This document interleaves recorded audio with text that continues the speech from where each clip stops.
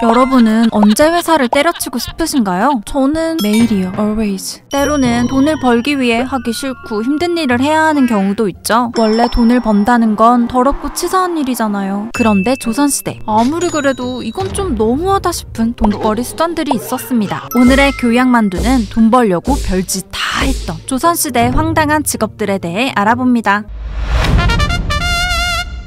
만약 돈을 줄 테니 군대에 대신 가달라고 하면 여러분은 갈 수 있을 것 같나요? 아마 대부분의 사람들이 단칼에 노를 외칠 것 같은데 조선에는 바로 그 미친 알바가 있었습니다. 조선시대 16에서 60세까지 양인 남성들은 수시로 군사훈련을 받고 비상시엔 전쟁에 동원되었는데요. 매년 1, 2개월씩은 군역에 끌려가야 했기 때문에 농민들은 손해가 이만저만이 아니었죠. 다만 당시엔 합법적인 군면제 수단이 있었습니다. 군포라고 해서 1년에 한두 필 정도의 포목을 내면 군대에 가지 않아도 됐죠. 그러나 가난한 서민들에겐 이조차 쉽지 않았습니다. 따라서 생업을 놓으면 당장 굶어 죽게 생겼고, 그렇다고 군포를 바칠 여력도 없는 사람들은 대립군을 이용했는데요. 대립군이란 품삯을 받고 대신 군대에 가주는 알바로 군포보다 싸게 먹혔죠. 종종 돈 있는 군졸들도 힘든 훈련이 있을 때 대립군을 고용해서 대신 훈련을 받게 하기도 했습니다. 그러다 보니 군사들의 사기가 저하되고 군사력도 엉망진창이 되는 등 문제가 발생하게 되죠. 이에 나라에서도 대립군을 불법으로 규정하고 이를 규제하기 위해 애를 썼습니다. 군인들에겐 신분을 증명할 수 있는 원패를 차도록 하고, 만약 대립군을 쓰다가 걸리면 온 가족을 변방으로 보내버리겠다고 엄포를 놓았죠. 그럼에도 대립군은 쉽게 사라지지 않았습니다. 결국 나라에서는 군역으로 차출된 일반 양인들의 경우 대립군을 고용하는 것을 인정하게 되는데요. 군역으로 인해 농민들의 생산력이 줄어드는 것을 걱정하기도 했고요. 번상보병의 경우 실질적인 임무는 주로 토목공사였기 때문에 군사력에 큰 영향이 없다고 판단했던 거죠. 그런데 인조 26년, 오히려 군졸들이 대립군을 강매당하는 사건이 발생합니다. 한양의 성곽을 수비하기 위해 시골에서 상경한 어리버리 군졸들. 대립군으로 일해서 돈을 벌고 싶었던 한양 주민들은 한양에 왔으면 대립군 써야 하는 거 몰라? 그게 여기 룰이야. 모르면 배워. 라며 군졸들을 협박했고 대립군을 강제로 고용하게 했습니다. 심지어 가격도 지들 멋대로 책정하고 바가지를 씌웠다고. 이거 완전 양아치 아니야?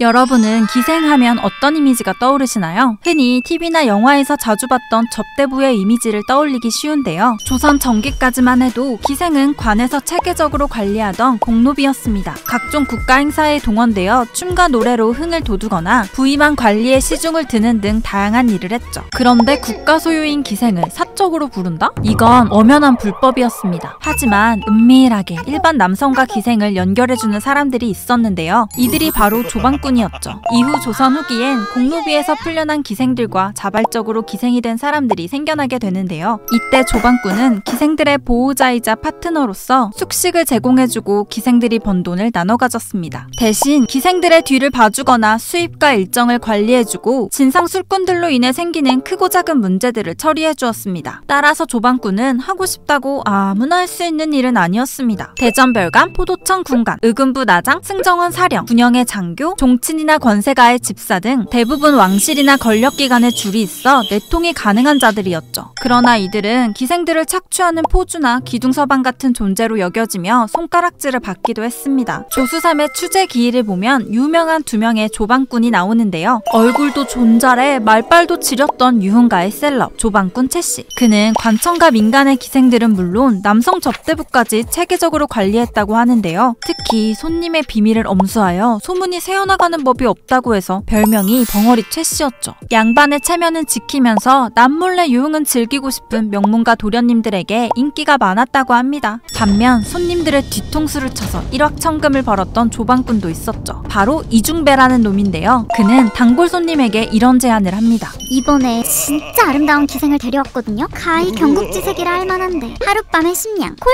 여기에 홀라당 넘어간 손님은 냉큼 10냥을 내놨는데 문제는 그렇게 돈을 바친 사람이 무려 10명이나 됐다는 것. 당시 한양의 집값이 50에서 60냥 정도 됐으니까 지금으로 치면 서울의 아파트 두 채를 해먹은 거나 마찬가지였죠. 하지만 피해자들은 체면 때문에 사기를 당했다는 말도 못했다고.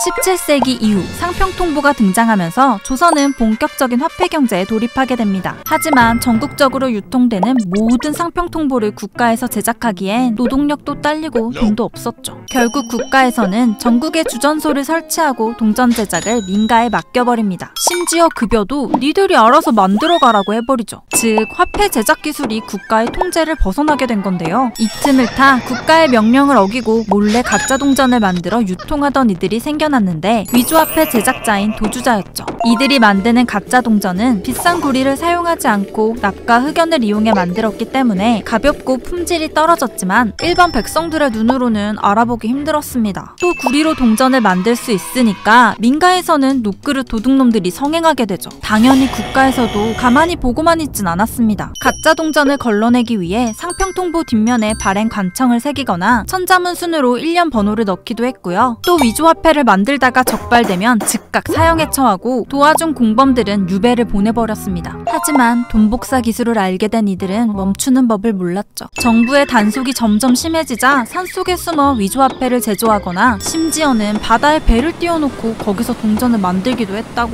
돈만 짝퉁이 있었던 건 아닙니다. 귀한 약재와 골동품도 짝퉁이 많았는데요. 이때 짝퉁을 팔던 상인들을 안화상이라고 불렀죠. 안화상들에게 특히 인기가 높았던 상품은 바로 인삼. 엥? 인삼을 어떻게 짝퉁으로 만들어?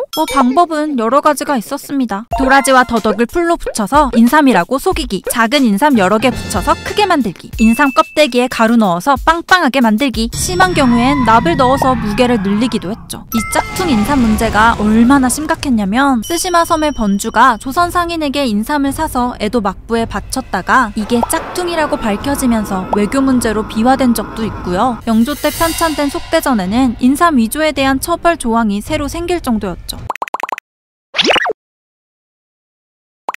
저도 교양만두 채널을 운영하면서 생각지도 못했던 새로운 직업을 하나 얻게 되었는데요. 바로 성우. 이건 뭐 일을 더 한다고 돈을 더 주는 것도 아니고 맨날 발음 지적당하고 야근하고 서럽고 빡치기만 했던 지난날들. 그래서 이제 저 성우 폐업하려고 합니다. 는 뻥이고요. 돈 벌려면 더 열심히 해야죠. 이상 교양만두였습니다.